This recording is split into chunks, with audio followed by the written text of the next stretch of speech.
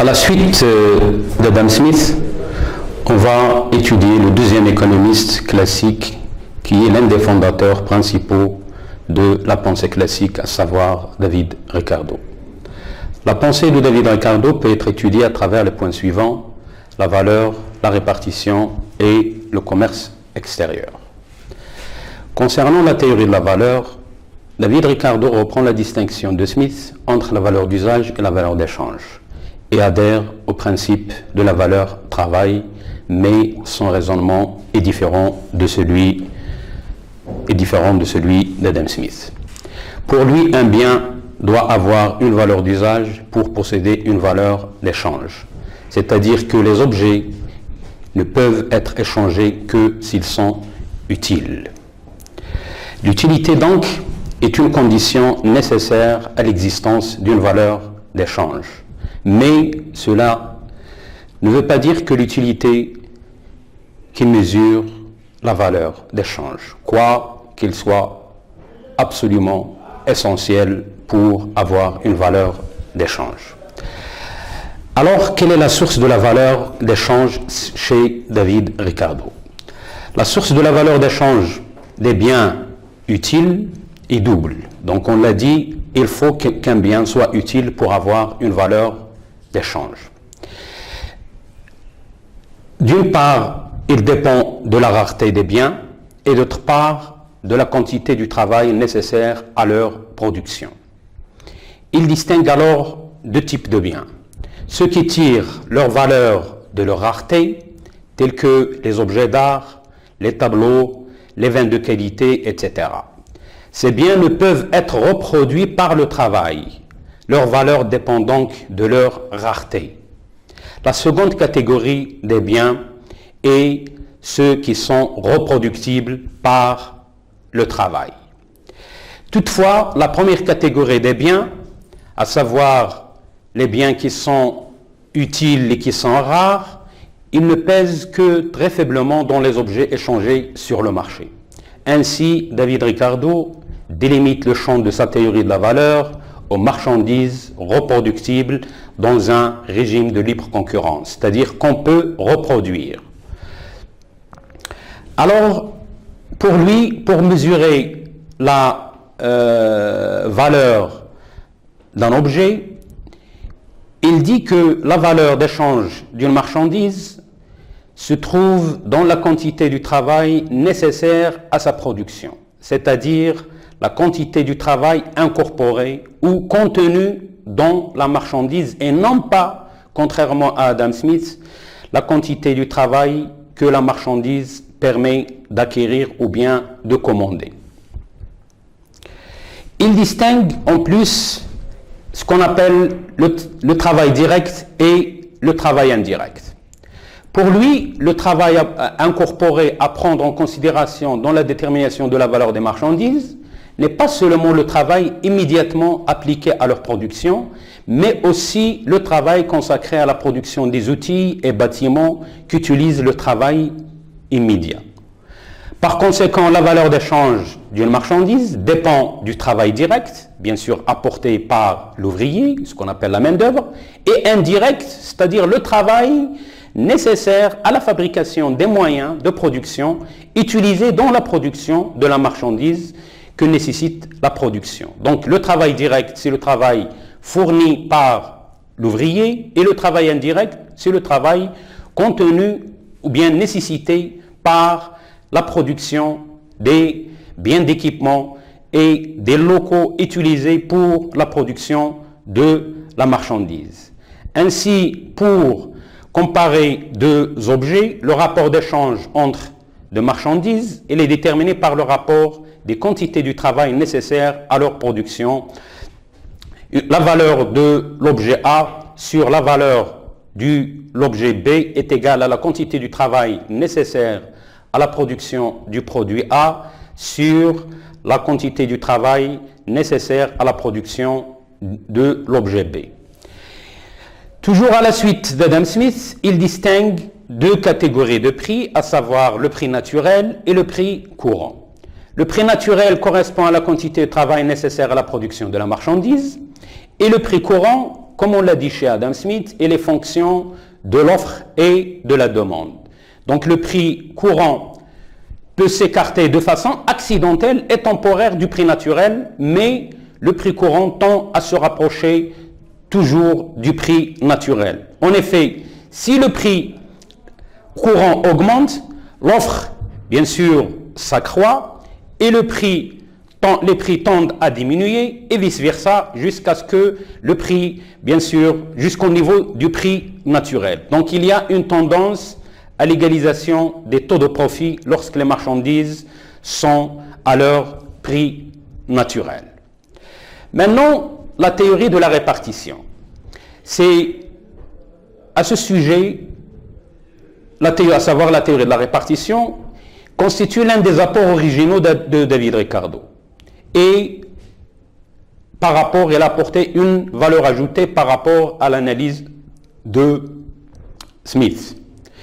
Il reprend la distinction entre trois catégories de revenus, à savoir le salaire que reçoit l'ouvrier, le profit que reçoit le capitaliste, apporteur du capital, et la rente pour les propriétaires fonciers qui ont mis à la disposition de la production les terrains.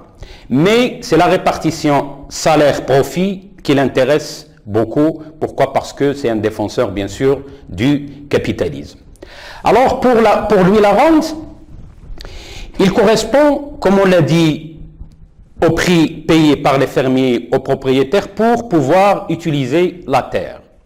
Mais là, il a approfondi l'analyse en élaborant ce qu'on appelle la théorie de la rente différentielle. Et il explique, bien sûr, cette rente différentielle par la différence dans les qualités des terres. Comment la rente, bien sûr, différentielle se constitue? Si on suppose que la terre fertile pour nourrir la population dans un pays est abondante, donc automatiquement il n'y aurait pas de rente. Pourquoi? Parce que donc personne n'aura besoin de louer la terre. Donc la terre n'aura pas, bien sûr, donc il n'y aura pas de rente, il n'y aura pas de rémunération. La valeur de blé sera strictement déterminée par la quantité de travail nécessaire à la production. Chacun dispose donc de la terre, donc il n'a pas intérêt à la louer, donc il ne paye pas de rente. Mais avec l'augmentation de la population, c'est clair que, bien sûr, les terres fertiles vont devenir de plus en plus moindres. Donc il faudrait mettre en valeur d'autres terres moins fertiles. Celles-ci donc demandent une quantité de travail plus importante pour produire la même quantité de blé et la valeur de ce blé sera élevée. La rente est donc payée parce que la terre est rare. Bien sûr, lorsque les terres fertiles sont rares et on a une population qui n'est pas satisfaite, c'est-à-dire qui n'est pas alimentée, donc on a besoin de préparer d'autres terres à la culture. Et ces terres-là vont demander, bien sûr, des travaux de défrichement, de culture, d'enlèvement des pierres, etc. Donc, le coût de la terre sera élevé. Et l'exemple suivant va nous montrer comment se forme cette rente différentielle. Si on prend le terrain, on a trois terrains qui fonctionnent grâce à un capital égal, qui est un capital égal. Bon, le terrain 1, il nous donne un produit net, bien sûr, de 100. Donc, ici, il n'y a pas encore de rente. Pourquoi? Parce que la terre, elle est abondante. Mais avec l'évolution de la population, donc, on a besoin de préparer d'autres terres moins fertiles pour pouvoir satisfaire la demande de la population, bien sûr, en augmentation. Donc, on passe à un deuxième terrain. Donc, le produit, bien sûr, de cette terre moins fertile, il va tomber de 100 à 90. Donc, là, il y aurait une rente, bien sûr, de 10, c'est-à-dire 100 moins 90 du produit net. Pourquoi? Parce que le prix sur le marché, il est le même pour le blé. Donc, abstraction faite, bien sûr, de la terre qui a servi à la production, bien sûr, de ce blé. Mais le propriétaire, bien sûr, foncier et le producteur, il n'acceptera jamais de vendre, bien sûr, avec un coût, avec un prix inférieur au coût de production. Donc, chaque fois qu'on fait appel à des terres moins fertiles, le coût de production augmente, ce qui implique, mais le prix, il est le même, ce qui implique que le terrain qui est fertile, ça permet à son propriétaire de gagner, bien sûr, la différence de production. Si on passe au terrain numéro 3, donc il est moins fertile que le deuxième, ce qui implique que le produit net, il baisse à 80. Ce qui implique que la rente pour le premier terrain qui est très fertile, elle est de 20. La rente pour le deuxième fertile, elle est de 10. Et ainsi de suite. Donc ce qui implique que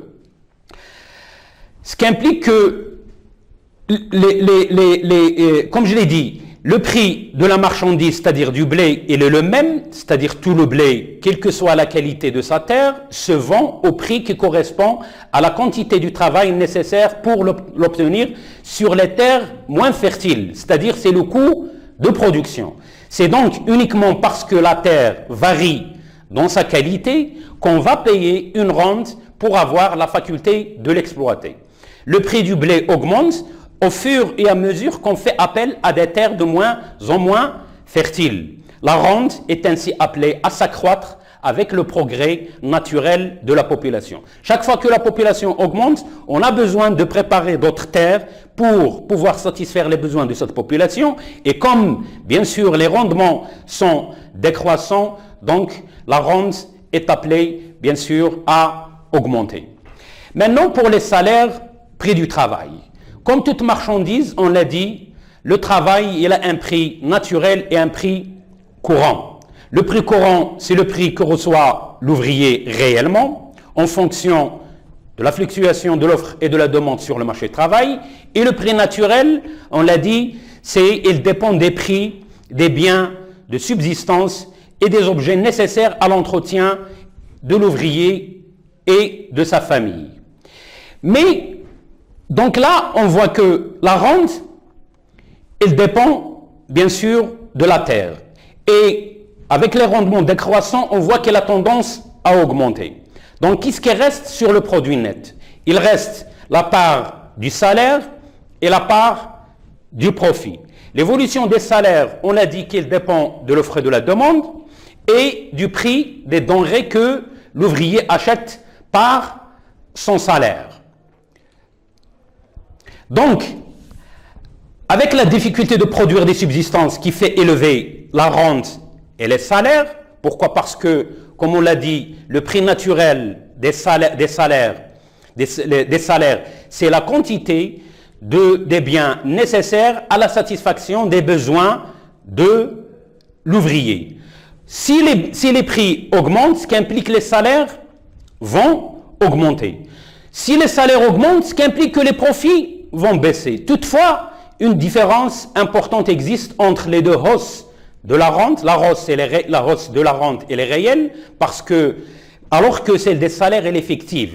Donc, le sort de ces derniers est appelé à se dégrader.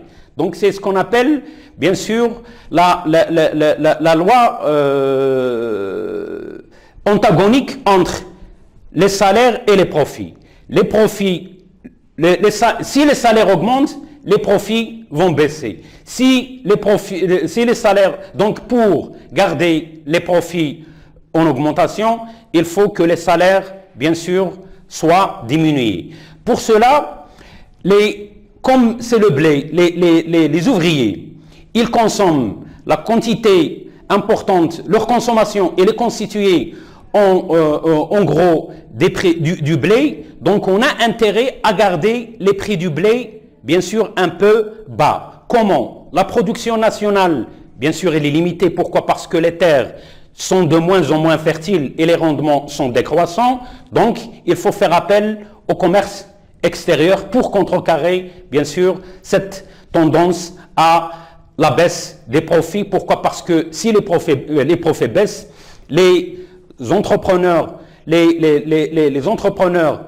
ne vont pas, bien sûr, produire le blé. Pourquoi? Parce que ils n'ont pas, ce qui les intéresse, c'est le profit. S'ils ne produisent pas, ce qui implique que la production nationale doit baisser. Si la production nationale baisse, c'est la croissance, bien sûr, du pays qui est en état stationnaire. Donc, pour contrecarrer, comme je viens de dire, cette tendance à la baisse, bien sûr, des profits, on fait appel au commerce extérieur. C'est-à-dire, il faut importer le blé, comme ça, le blé sera en quantité abondante et les prix du blé ne vont pas augmenter. Et même si les salaires n'augmentent pas, c'est ce qui intéresse l'ouvrier, c'est le pouvoir d'achat, bien sûr, pour acheter le blé, pour satisfaire ses besoins. Mais, donc là, c'est une innovation en termes, bien sûr, du commerce extérieur par rapport à l'analyse d'Adam Smith.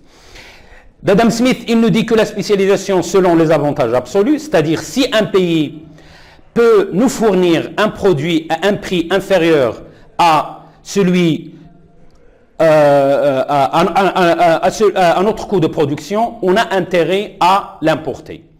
Mais l'analyse de David Ricardo, elle est différente, bien sûr, de Smith. Pour lui, l'origine du commerce extérieur entre deux pays n'est pas la différence entre les coûts du même bien, mais la différence dans l'échelle des prix de revient des différents biens. Si on prend le cas de la Grande-Bretagne et du Portugal, le Portugal, il a un coût de production inférieur à celui de la Grande-Bretagne. Donc on va dire que la Grande-Bretagne, il a intérêt à importer tous les biens dont elle a besoin. Ce qui est impossible. Pourquoi? Parce qu'il n'aura pas les moyens pour, bien sûr, payer ses exportations, ses importations. Ainsi, même si, en appliquant la loi des avantages comparatifs, comme je l'ai dit, ce n'est pas la comparaison entre les prix d'un même bien, mais c'est la comparaison des prix des différents biens à l'intérieur du même pays. Ainsi, chaque pays doit se spécialiser dans la production des biens pour lesquels il dispose de l'avantage comparatif, à savoir le coût de production le moins élevé. Maintenant, on passe à notre économiste classique, Jean-Baptiste Say. Jean-Baptiste Say a été rendu célèbre par la fameuse loi des débouchés, qui dit que toute offre crée sa propre demande. Il ne peut y avoir de surproduction. Donc il est à la lignée de la main invisible d'Adam Smith. Il est à la lignée de la main invisible d'Adam Smith. Donc, pour lui, la possibilité d'un déséquilibre global causé par une insuffisance de la demande par rapport à l'offre ne peut se concevoir. Toute offre crée sa propre demande, donc il n'y aurait ni demande insatisfaite, ni offre excédentaire, c'est-à-dire une surproduction. Toujours, il y aurait un équilibre automatique. Pour justifier ou bien pour démontrer cette affirmation, l'argumentation de Say, elle est simple. On dit que les produits, ils sont fabriqués et ils sont vendus, ce qui donne naissance à un revenu. Ce revenu sera utilisé lui-même à l'achat des biens qui sont sur le marché. Une partie sera affectée à l'acquisition des biens de consommation et l'autre, bien sûr, qui n'est pas consommé, c'est-à-dire l'épargne, il sera utilisé à l'achat des biens de production. Bien sûr, ici, comment il justifie, c'est-à-dire qu'il ne peut pas y avoir de surproduction? Pourquoi? Parce que pour lui, la monnaie n'est qu'un voile. Il cache l'échange des biens contre d'autres biens. L'individu, il arrive sur le marché, il apporte des biens. Bien sûr, il vend ses biens pour acheter d'autres biens.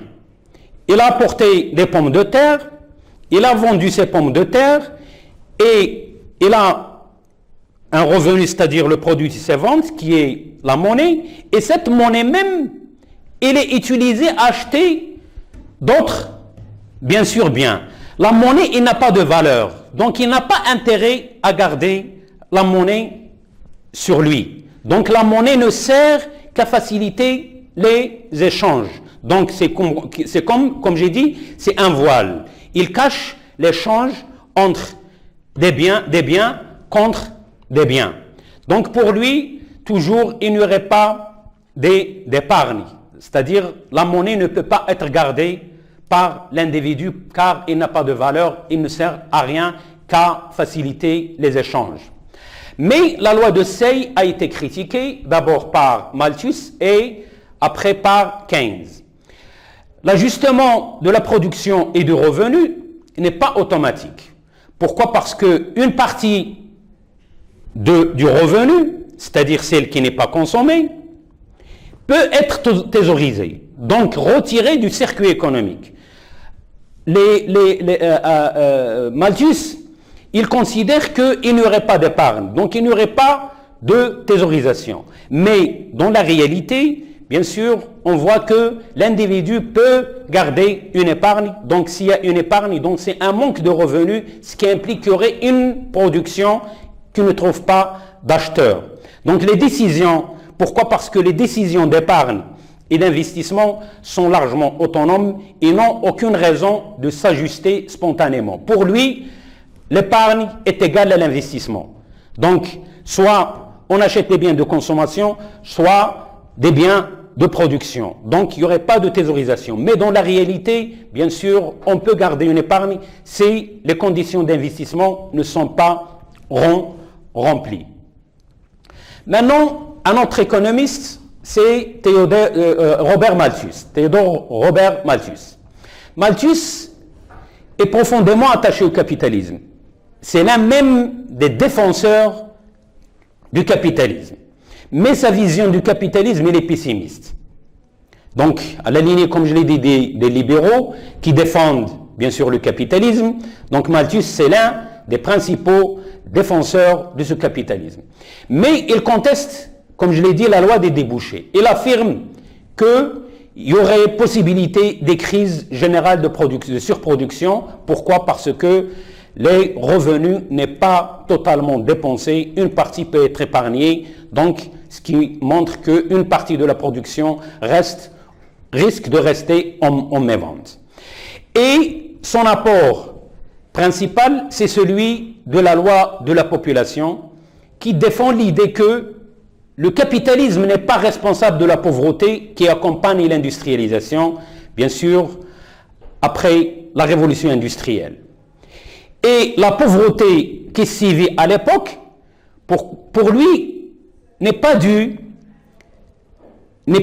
la responsabilité du capitalisme. Pourquoi? Parce qu'à l'époque, il y a déjà certains socialistes qui disent que cette condition de pauvreté et cette condition sociale qui affecte les ouvriers, notamment les femmes, les enfants, etc., n'est pas due au capitalisme. Mais c'est un phénomène naturel qui dépend du déséquilibre entre le rythme d'accroissement des produits alimentaires et le taux d'accroissement démographique, de plus en plus rapide. Pourquoi? Parce que pour lui, il a élaboré deux progressions. Pour lui, la population augmente en progression géométrique, alors que les productions alimentaires suivent une progression arithmétique. Et il l'explique par le rendement décroissant. Pourquoi? Parce qu'il n'y a pas de terre assez suffisante pour produire l'alimentation nécessaire à une population qui ne cesse d'augmenter. Donc pour lui, toujours, cette pauvreté, elle est due à un déséquilibre entre une population qui ne cesse d'augmenter et qui suit une progression géométrique, alors que la nourriture suit une progression arithmétique. Maintenant, on passe à la deuxième école du Coran libéral, à savoir l'école néoclassique. Donc, on les appelle les nouveaux classiques. Bien sûr, c'est un courant de pensée qui est apparu au début des années 1870 pour rénover la pensée classique après les critiques qu'elle a subies de Marx. Et c'est un courant qui est apparu dans 3 pays et en même temps par 3 auteurs qui ne se connaissent pas. Karl Menger en 1871 à Vienne, Jevons à Manchester, 1871 toujours, et Léon Walras à Lausanne en 1874. Donc on voit que c'est un courant qui est forgé par 3 principaux auteurs qui appartiennent à des pays différents, mais en même temps. Ces 3 auteurs donc, ont donné naissance à 3 écoles néoclassiques distinctes. L'école de Lausanne avec Léon Walras et Pareto, l'école de Vienne avec Menger et l'école de Cambridge avec Jevons. Quelles sont les principales idées néoclassiques? L'objectif principal des néoclassiques était de construire l'économie sur de nouvelles bases en essayant de lui accorder un statut de science. Donc, si vous vous rappelez, au début, on a posé la question, est-ce que l'économie est une science sociale ou une science exacte? Donc, l'objectif des néoclassiques, c'est de faire de l'économie une science, au même titre de la chimie ou de la physique. Et ils croient qu'en introduisant les mathématiques dans le raisonnement économique, ils vont faire de l'économie une science exacte. Et ils ont introduit ce qu'ils appellent le raisonnement à la marge. Alors, maintenant, quelle est cette méthode ou bien ce raisonnement à la marge?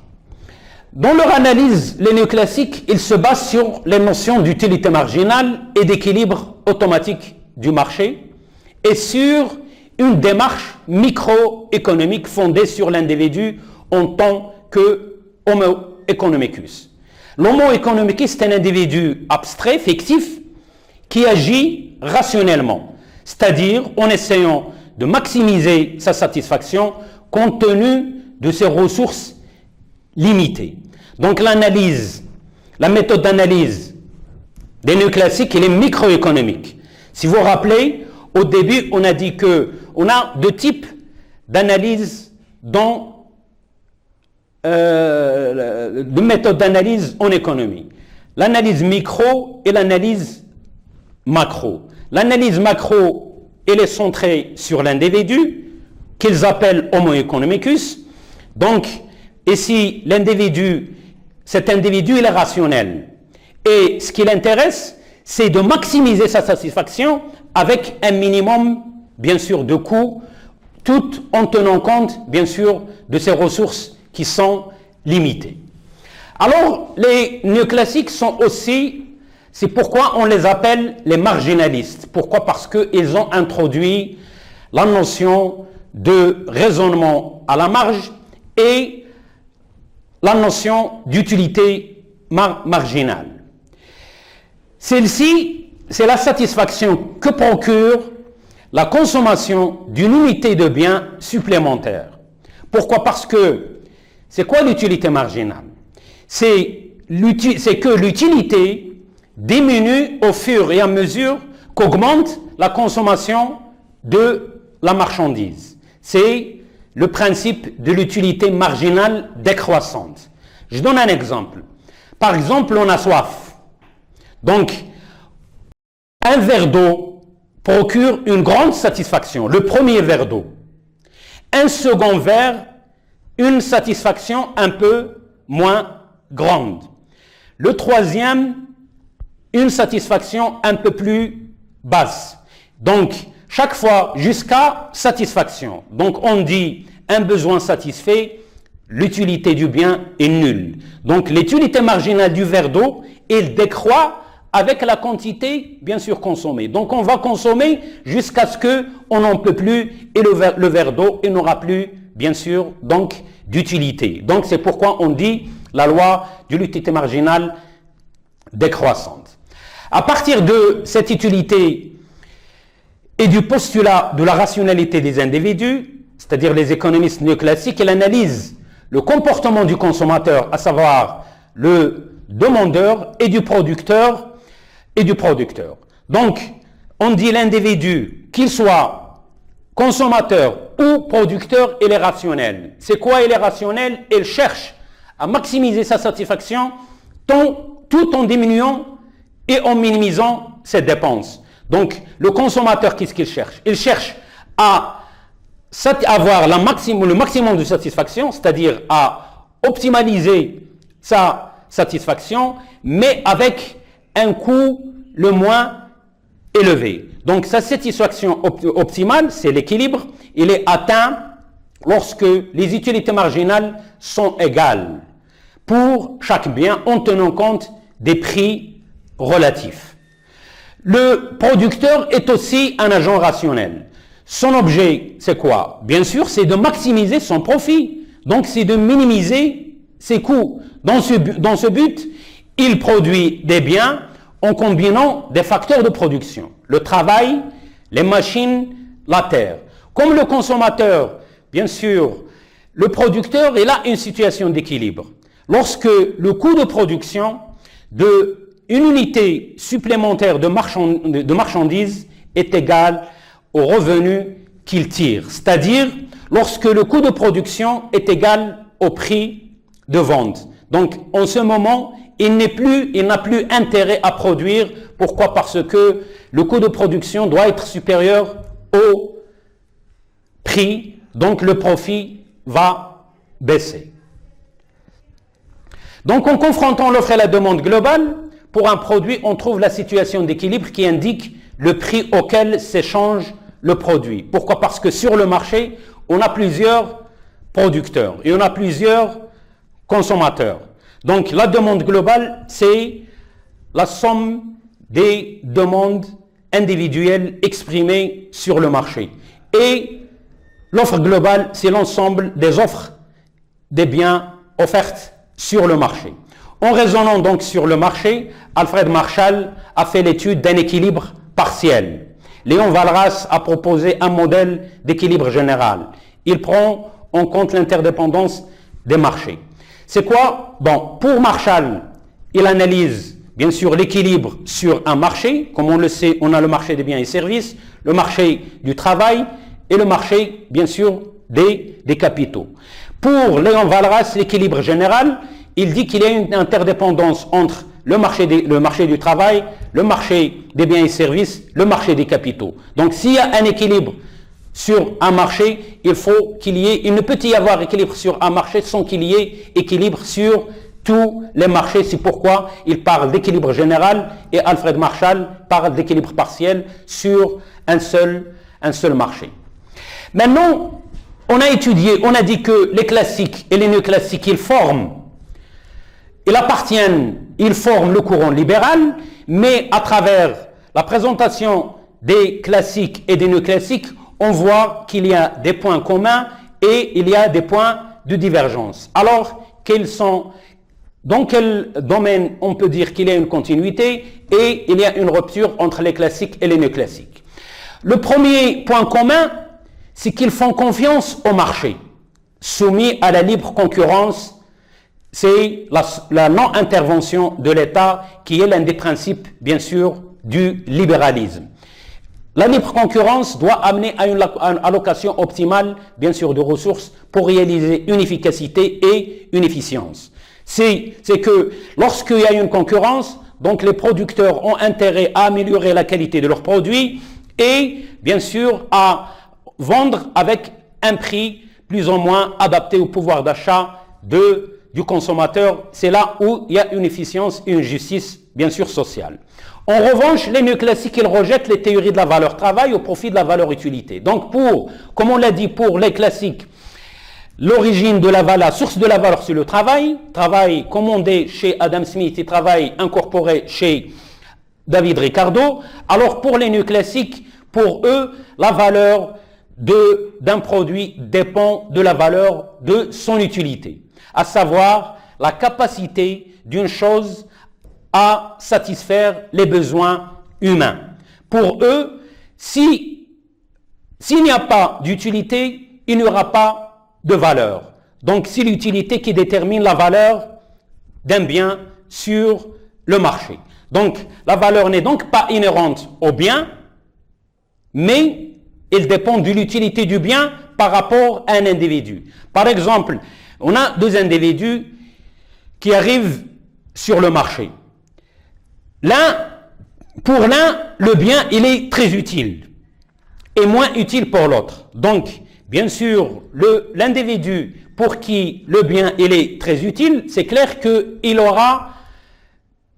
sera disposé à payer un prix assez élevé par rapport à l'autre. Donc, ce n'est pas le bien qui détermine sa valeur, mais c'est son utilité par rapport à l'individu qui détermine, bien sûr, donc sa valeur. Donc, le prix d'un bien n'est pas déterminé par la production, mais par le marché.